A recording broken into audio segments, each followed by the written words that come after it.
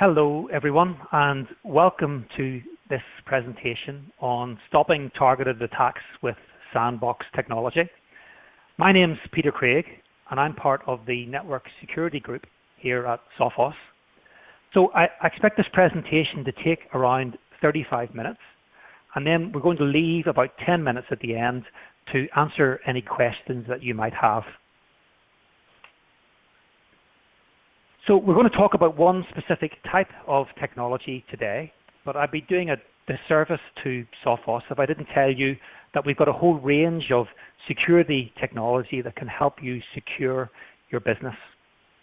At Sophos, we know that security works better as a system, which is why we've developed synchronized security so that all of these technologies that you can see on the screen here talk to each other to provide better security and easier management for all of our customers. And we think that when you treat security as a system, every extra layer of protection, whether it's encryption or a synchronized endpoint and network solution or a network sandbox, will help protect you against these increasingly sophisticated threats. So all of this infrastructure that you can see here is centrally managed, and it's underpinned by the great work of our Sophos labs with their cloud intelligence.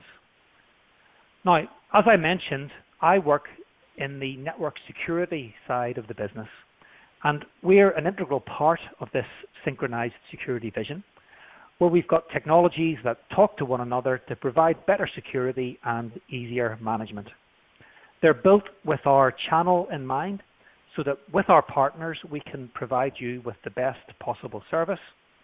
We take a cloud-first approach to development so that we can adapt quickly to the changing threat landscape. And we believe in simplified security.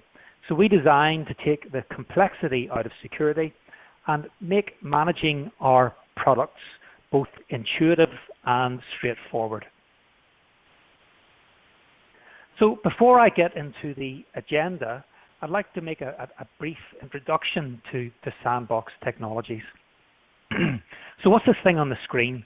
Well, you might have guessed from my accent that I'm from the UK, and where I grew up, we called this thing that you can see on the screen a sandbox. But of course, people in North America call this thing a sandbox. So did I say sandbox or sandpit there? Well, I grew up, I called this a sandpit, but my colleagues in America call this thing a sandbox. So the whole analogy of the sandbox was lost on me for years. So what's a sandbox in real life? Well, it's an isolated area where you can put your suspicious children so that they can get up to their malicious activity without destroying your garden or your house. And in the same way, in computer security, we have a safe, isolated environment where you can execute or detonate suspicious attachments to see if they exhibit malicious behavior and decide whether or not to allow them into your network. So this network sandbox market is large. It's already over $500 million, and it's growing quickly, 134% year-on-year growth according to Frost & Sullivan.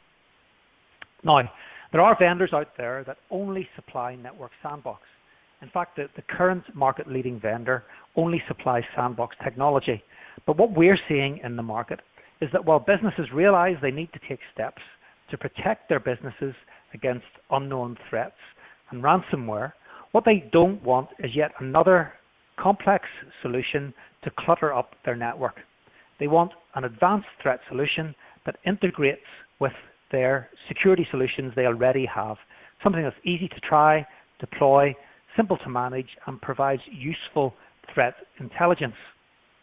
So Sophos has released Sandstorm to meet this need.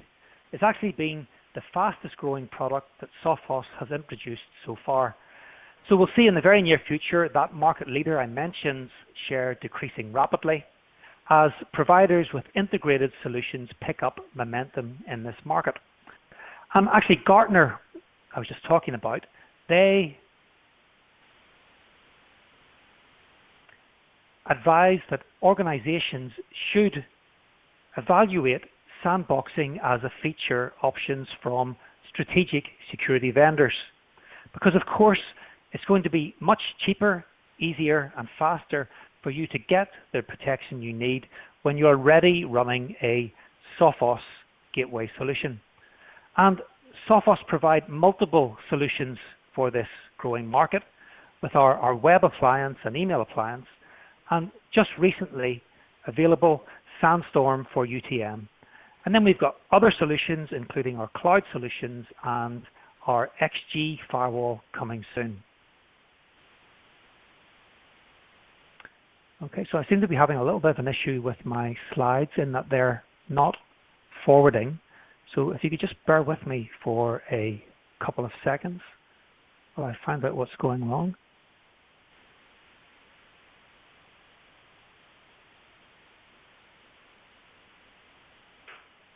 I've actually got it on my phone. I've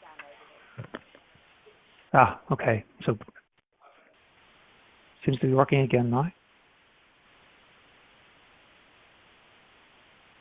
So apologies for that. Okay, so what are we going to cover today? Well, first of all, we're going to cover the threat landscape. What is ransomware? What are advanced persistent threats? What are targeted attacks? And what do they mean to you?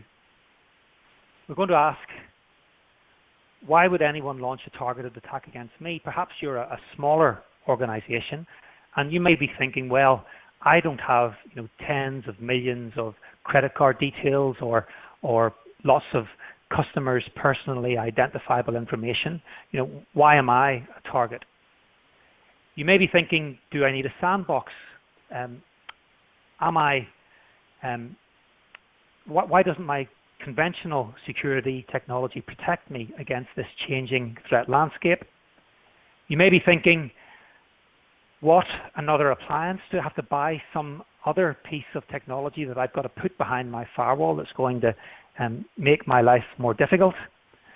If I do have to deploy a sandbox appliance, that sounds difficult to try, difficult to deploy, and complex. Is it going to disrupt my users while I figure out how to use this? Is it going to stop them from downloading the files that they need from the internet? Is it going to stop them receiving the emails that they need to get on with their day-to-day activities? And of course, perhaps one of the biggest questions is, this all sounds very expensive.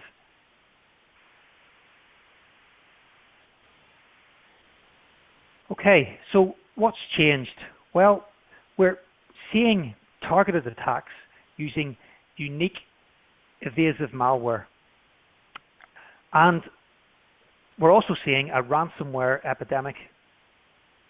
And what we're seeing more and more is that attackers have done their reconnaissance. They've, for example, found out what antivirus you're using on your desktops and servers, and then they create a unique piece of malware that will evade your defenses. Now, ransomware is targeted, but in quite a different way and with a very different purpose. Because much like legitimate businesses, cyber criminal enterprises have to be dynamic. And for this reason, the threat landscape is constantly changing. We've come to think of online threats in terms of highly targeted attacks on one hand and opportunistic cash grabs on the other. We've got nation-state sponsored or advanced persistent threats where attackers target specific individuals or organizations. And then on the right-hand side, we've got the more common, financially motivated criminals who take an infect them all approach. But our Sophos Labs research shows that this way of thinking is becoming increasingly outdated as advanced persistent threat attackers and common cyber criminals learn and borrow techniques from one another. Common cyber criminals have learned how to become more efficient and increase their yield per victim by targeting individuals based on their specific country using a variety of methods. And a significant example of how cyber criminals are evolving is the growing trend of location-based targeting through what we call geo-malware and regionalized email attacks. So we can compare an online criminal enterprise to a legitimate business like McDonald's, which of course you know is a very successful company with restaurants all over the world. And even though you may recognize McDonald's as the same restaurant wherever you go, there are important differences in every country. So you have to pay different prices and use different currencies. So here we're comparing the price of a burger in Norway in US dollars to the price of a burger in the US. You get different offerings on the menu depending on where you're eating. And you also get a different approach to advertising based on the local diet, culture, and language. And I'm sure you'll agree this fillet of fish is presented in a particularly appetizing format. So just like McDonald's, cybercriminals use targeted malware regionalization so that the plug fits the socket. Cybercriminals are doing different things in different locations to maximize their returns. And just like with any legal business, there are three main factors driving the change.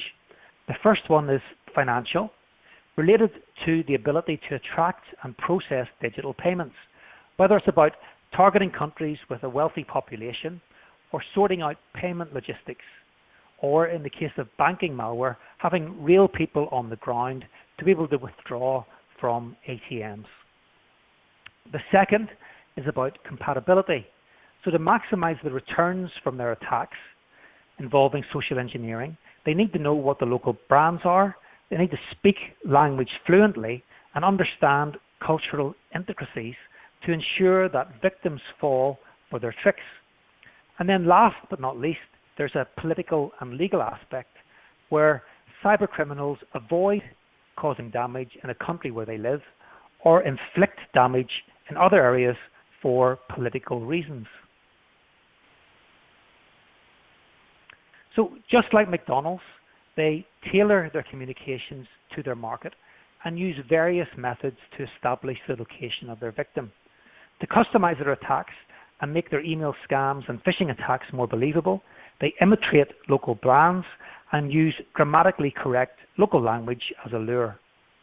So your users have been conditioned to believe they can spot scams by bad grammar and poor spelling. And that means that your users fall even harder for a well-crafted scam message.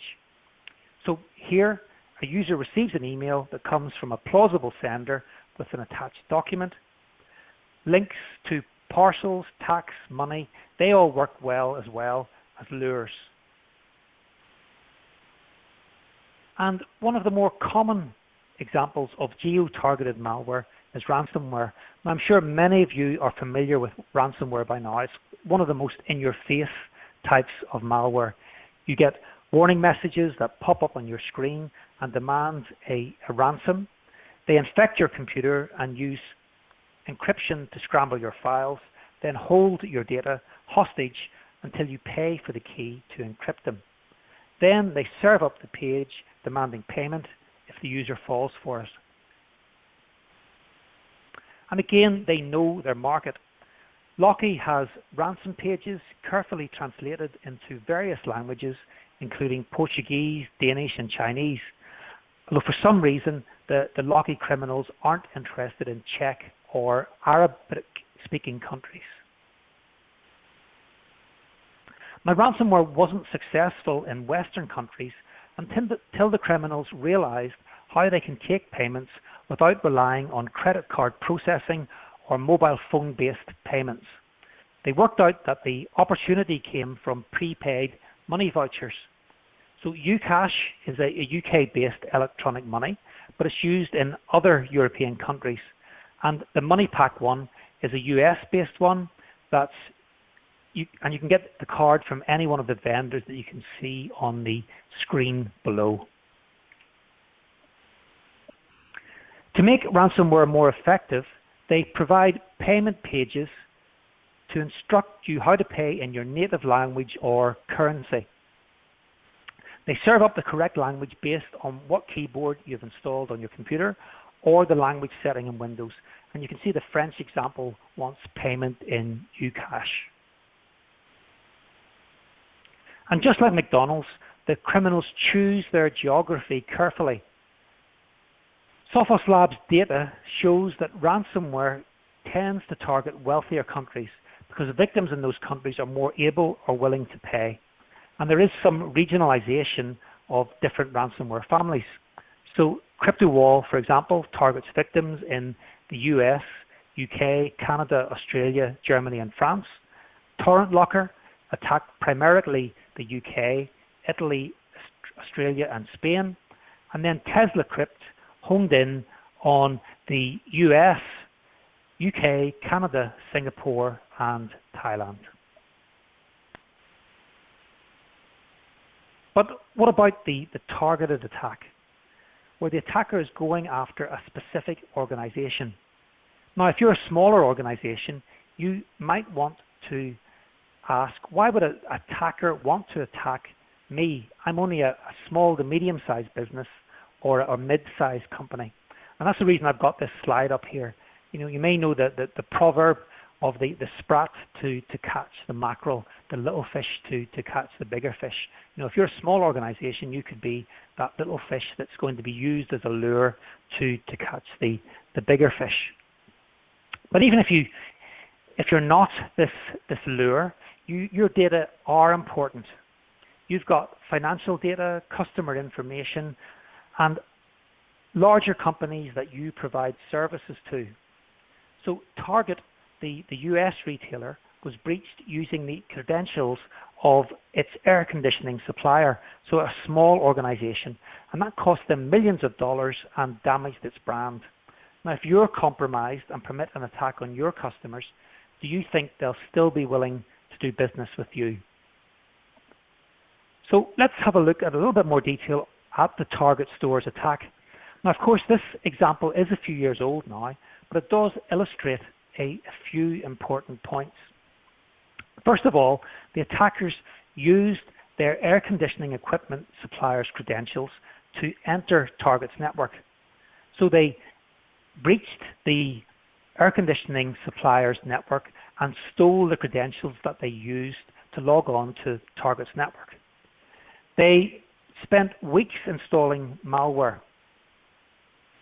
Then they installed credit card stealing malware on the point of sale terminals in Target's network. The attackers installed additional malware that sent the card data to US servers first of all, and then overseas. Now, take note of the date. December the 2nd, that credit card numbers started flowing out of Target's security system. Started flowing out of Target's network. Target's security system detected the hack, but they failed to act. And we'll come back to this point. Now, 10 days later, on December the 12th, it was actually the US government that warned Target of a massive breach. But it wasn't until December the 15th, almost 2 weeks later, that Target confirmed that there'd been a breach, that 40 million credit card numbers had been stolen, and even more personally identifiable information.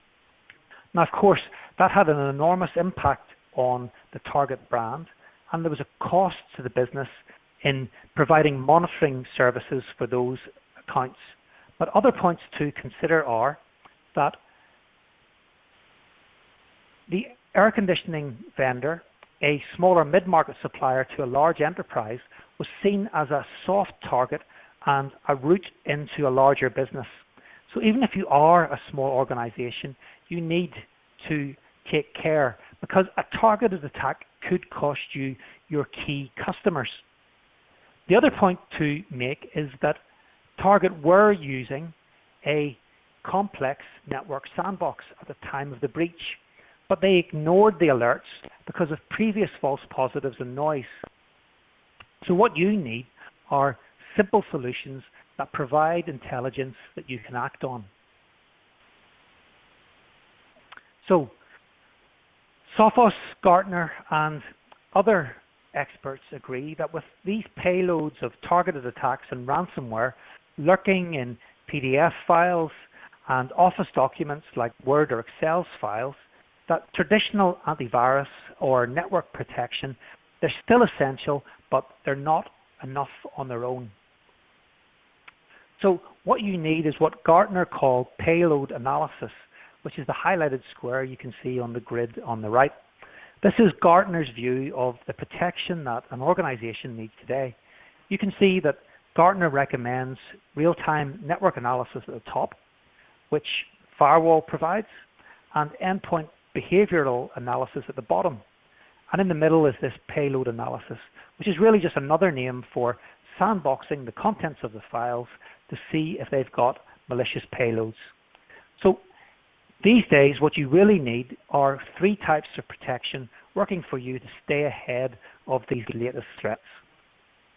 So most vendors, as you know, can provide only 1 or maybe 2 of these.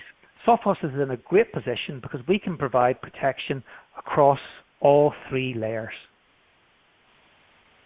So let's talk a little bit more now about the Sophos solution, Sophos Sandstorm. So Sophos Sandstorm is a next generation cloud sandbox that's easy to use.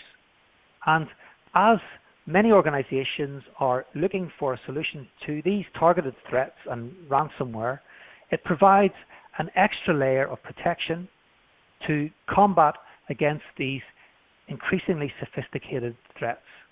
And it's available to complement our Sophos SG-UTM, Sophos Web Appliance, and Sophos Email Appliance.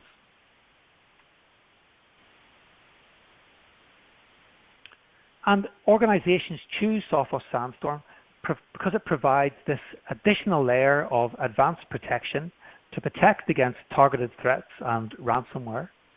It's very accessible. If you're an existing Sophos user, you don't need to buy or install an additional piece of hardware or learn a new system. And where Sophos is really changing the game is that it's affordable. We're providing the latest enterprise-grade protection without the enterprise price tag. So let's look at each of these benefits of Sophos Sandstorm in turn. So firstly, advanced protection. So Sophos Sandstorm extends your protection against evasive threats. It provides this extra layer of security that complements their Sophos solution. It provides a next-generation cloud sandbox that uses a full system emulation approach, so malicious code can't hide. And I'll talk a little bit more about this in a few minutes. It provides deep analysis of suspicious documents and executables, including archives, Office documents, and PDFs. And it's all about extending your protection to capture these evasive threats.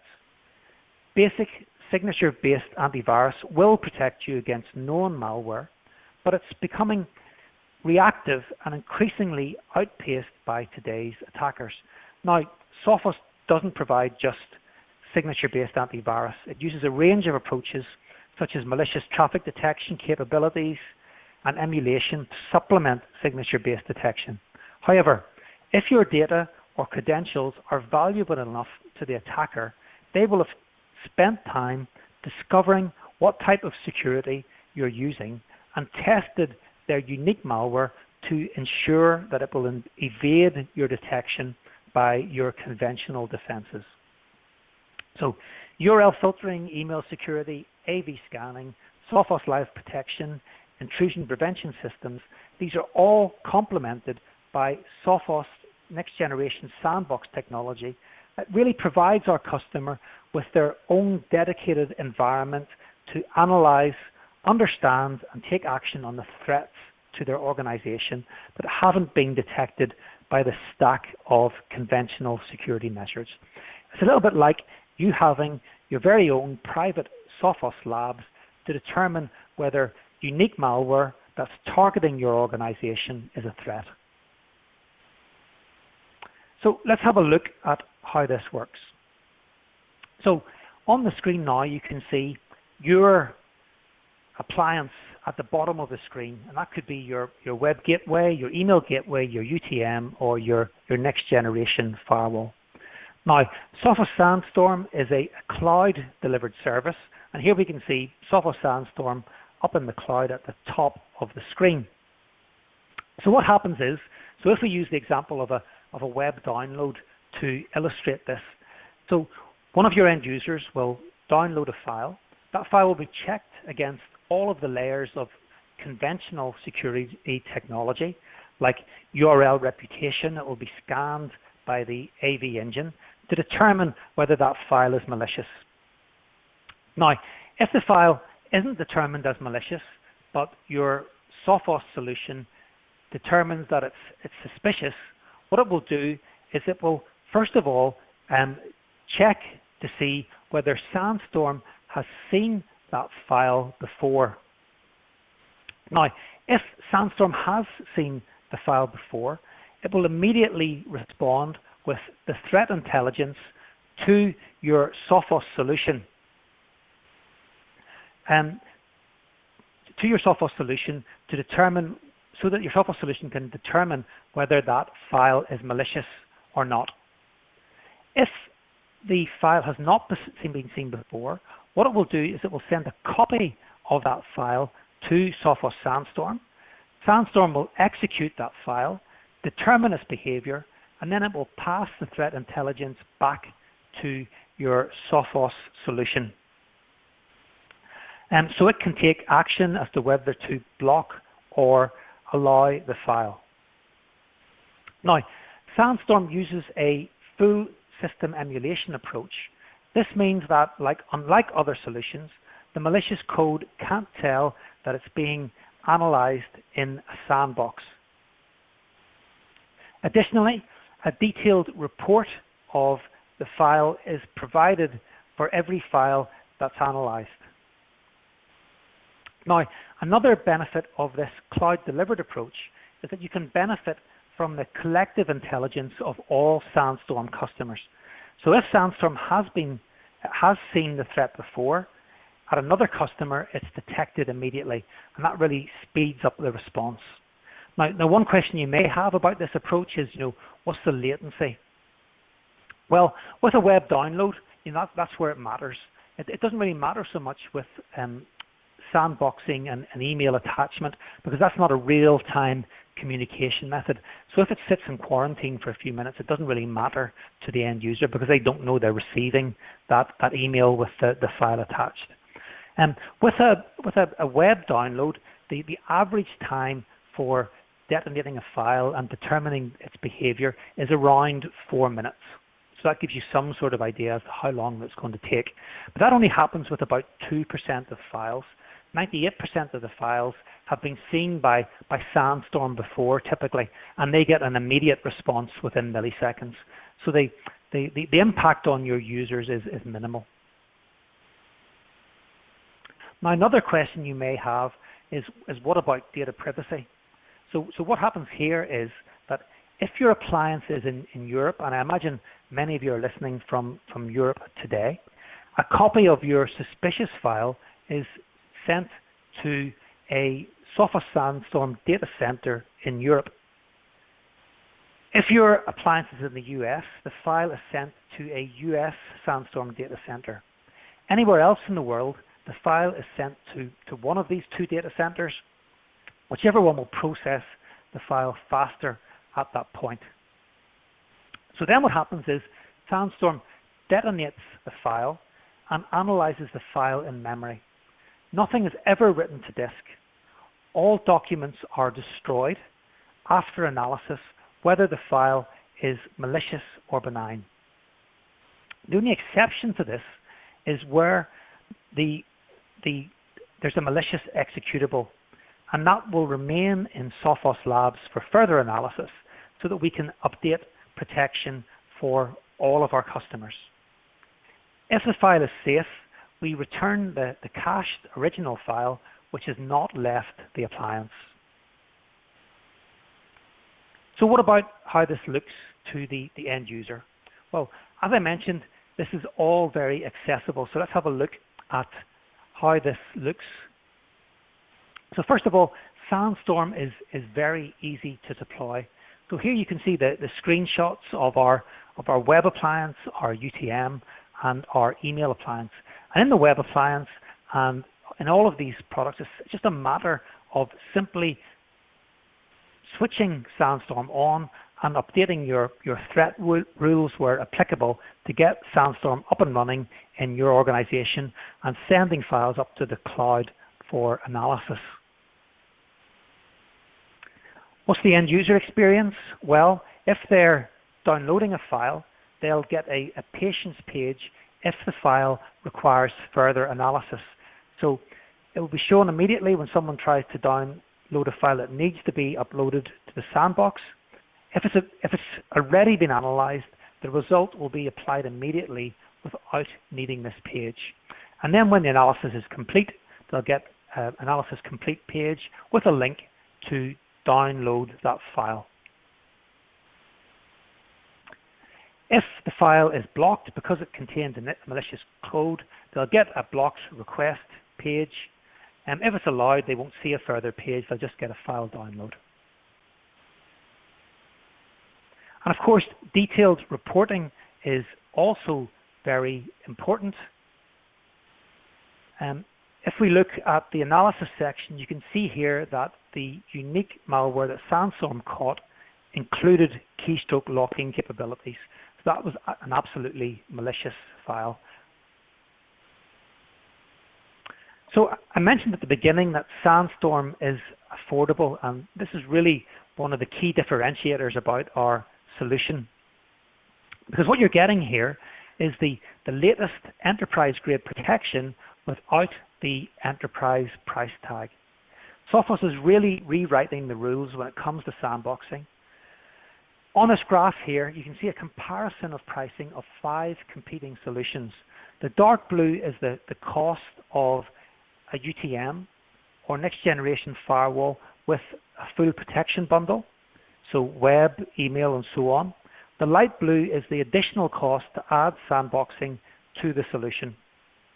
So I haven't named the other 4 vendors, but you can see on the left that Sophos really leads the field in value when it comes to the cost of both UTM functionality and adding these great sandbox features that I've been outlining to you.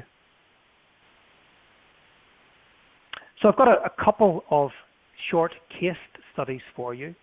So as I mentioned, Sandstorm is a very new solution. So I've had to anonymize these 2 case studies, because as you know, particularly where security is involved, is that it can take quite a lot of time for these case studies to be approved and to be used publicly. But the first one is from a US healthcare provider. Now, they actually experienced a very high-profile public attack, a cyber attack, but they have very limited internal IT security expertise, and they used their partner and Sophos to provide that expertise. And this began whenever they submitted some samples to Sophos Labs to determine the malicious code in their targeted attack. Now, Sophos Labs also confirmed that Sandstorm would have detected these threats had they been using this at the time of the attack. Now, once this customer enabled the trial, Sandstorm demonstrated value immediately by detecting further targeted attacks. And in fact, they were so pleased with the solution that they purchased before their trial ended. And you can see that Dan, the manager of systems engineering at this hospital, they said that Sandstorm was like having their very own private Sophos Labs. And he said that we were excited when we saw Sandstorm as an option. It provided them with an automated solution for something they were trying to do manually within their labs, which of course is quite a dangerous thing. Execute unknown suspicious files to determine if they are malicious. And a second example is from an Australian university. And here Sandstorm blocked more than 400 macro variants. So exactly the type of geo-targeted ransomware that I mentioned at the beginning of the presentation. And again, the customer was delighted with the simplicity and the effectiveness of the solution. And Simon here, who's the principal systems engineer at this university in Australia, said that they saw impressive results, identifying a large number of zero-day malware attacks that would have gone unnoticed. It was simple to deploy, only 6 minutes, and there was little to no configuration required. It just worked from the moment it was turned on. Okay, so let's just recap on what we've been talking about before I start answering some of the questions that you have. So first of all, ransomware, advanced persistent threats, targeted attacks. What does that mean? Well, it means unique, evasive, targeted malware. Malware that's been designed to evade your defenses, malware that's been targeted, ransomware that's been targeted to be very effective dependent on your location. You may be thinking, why would anyone launch a targeted attack against me? Well, of course, your data are important. You've got that financial information, but equally, you may be the sprat to catch the mackerel. You may be thinking, do I need a sandbox?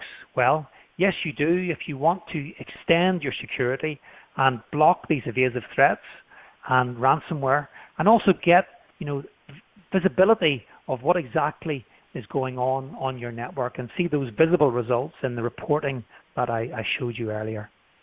You may be thinking, what, yet another appliance? Well, not necessarily, because you can get a cloud-delivered solution to work with your Sophos solution. And another benefit of that is you benefit from the collective intelligence of all of the Sophos Sandstorm users across the globe. It's not difficult to try, difficult to deploy, difficult to manage. It's easy. It's not going to disrupt your users because there's minimal performance impact, and it's not expensive. As I mentioned, Sophos is changing the game here by providing affordable enterprise-grade protection against the latest threats.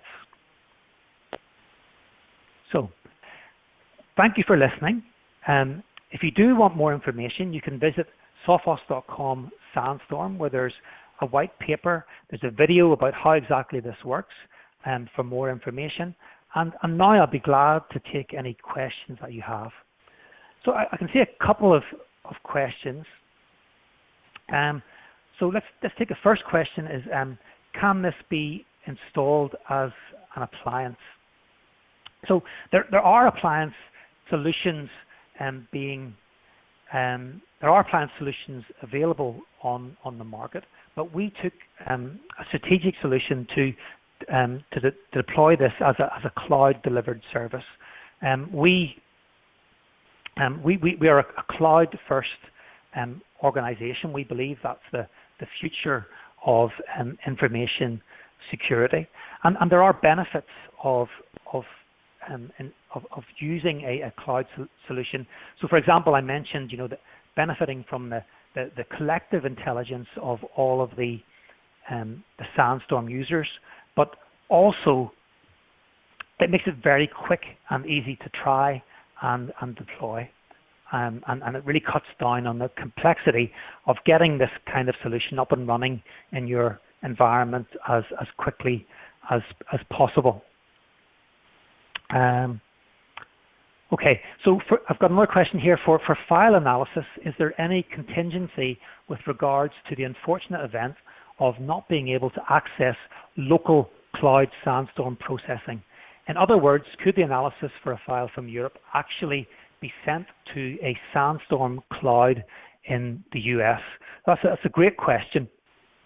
So at the moment, what will happen is if you're in Europe and your appliance tries to send your file to a European Sandstorm data center, and for whatever reason that data center isn't available, what it will do is it will effectively fail open. So the file will be sent to your appliance, and you'll have to depend on your endpoint solution to detect that threat. Now that's the current situation, but we will have a new release of Sandstorm in the very near future that will allow you to choose to send the file to a Sandstorm data center elsewhere. So currently it'll fail open if for whatever reason the Sandstorm data center that you've chosen isn't available, but in the future it will allow you, if you choose, to send your file to another Sandstorm data center. Okay, hope that answers your question. So I've got another question here, is what happens to the sandboxed files? So so what happens to the sandbox files is they're sent to the Sandstorm data center. So a copy of the file is sent to the Sandstorm data center. Here they are executed if Sandstorm hasn't seen that file before. When they're executed, they only ever exist in memory in the data center, so nothing is ever written to disk. The file is then deleted after analysis. So we don't keep any of your files that are sent to Sandstorm. The only exception there is if there's a malicious executable, in which case Sophos Labs does retain that executable file and then uses the analysis of that file to update the protection for all of our customers. Okay. I've got another question here, which is what is your detection rate for zero-day malware, zero-day attacks, I beg your pardon. So I can't give you a rate there, but what I can say is that zero-day attacks is exactly what Sandstorm is designed to do. So if your Sophos solution cannot detect that a malicious file is, if your Sandstorm solution cannot detect that a file is malicious, it will pass that file to Sandstorm for behavior monitoring. So Sandstorm will execute that file, it will determine it's malicious, and then provide that threat intelligence back to your Sophos solution. So effectively it should determine the majority of zero-day attacks, but I don't have a figure, I'm afraid. Okay, so that's all the questions that we've had so far, and we're coming up to our 45 minutes. So if there are no further questions from the audience, I'd like to stop our presentation there. I hope you've found that useful, and I'll encourage you please to visit the sophos.com website, where you can find out lots more information about ransomware, lots more information about Sandstorm. And with that, I'd like to thank you for your attendance. Thank you for giving up your time from your busy schedules, and goodbye.